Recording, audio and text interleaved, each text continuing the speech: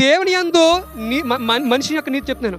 మనిషి యొక్క నీతి అయితే కనుక ఏంటంటే కనుక ఇతరుల్ని ఏం చేస్తే బాధ పెట్టదు, అంతేనండి.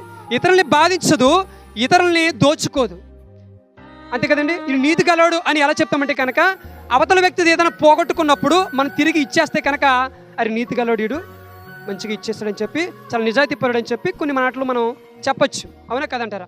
ఇలాగ మనకి నీతి అని చెప్తే తెలుస్తుంది. అయితే నీతి, దేవుని నీతి కూడా మనం తెలియాలి కదా. మరి భూలోకంలో ఒకటి నీతి అంటే ఒకటి నీతి, ఒకటి స్వనీతి, 3 అవినీతి, 4 దేవుని యొక్క నీతి. 4 రకాల నీతులు ఉంటాయి. అయితే ఇందులో దేవుని యొక్క నీతి అంటే ఏంటో కూడా మనం చూద్దాం ఒకసారి. రోమిలకు రాసినటువంటి పత్రిక 4వ అధ్యాయము 3వ వచనం ఒకసారి చూస్తే కనుక, అబ్రాహాము దేవుని నమ్మెను, అది అతనికి నీతిగా ఎంచబడిను. ఏంటంటండి? అబ్రాహాము దేవుని నమ్మెను, అది అతనికి నీతిగా ఎంచబడిను. అబ్రాహాము గారు దేవుని నమ్మితే అది అతనికి నీతిగా ఎంచబడడం ఏంటండి?